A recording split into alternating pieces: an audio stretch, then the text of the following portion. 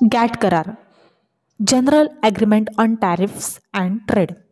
Get म्हणजे general agreement of tariff and trade.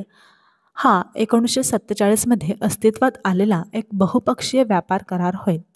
दुसऱ्या महायुद्धानंतर जागतिक अर्थव्यवस्था स्थिर करण्यासाठी, देशांमधले व्यापार वाढवण्यासाठी आणि आयात निर्यात शुल्क कमी करण्यासाठी गॅट तयार करण्यात आला.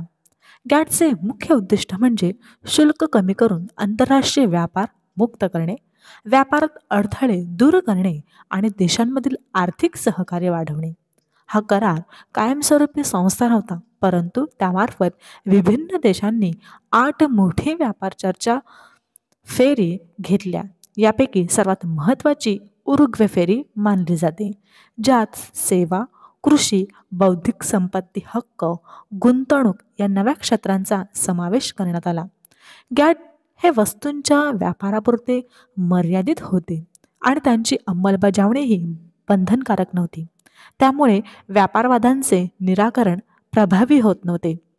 याच कारणामुळे 1 जानेवारी 1995 पासून गॅटचे रूपांतर WTO वर्ल्ड ट्रेड ऑर्गनायझेशनमध्ये झाले. WTO ही स्थायी संस्था आहे आणि गॅट हे त्यातील एक मुख्य करार म्हणून आजही अस्तित्वात आहे.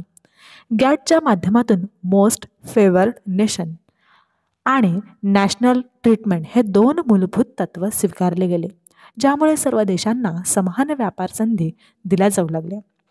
गॅट संदर्भात महाराष्ट्र सेट आणि UGC नेटमध्ये नेहमीच प्रश्न असतात. त्या एक्झामच्या उद्देशाने गॅट या कराराचा अभ्यास करणं अत्यंत महत्त्वाचं आहे.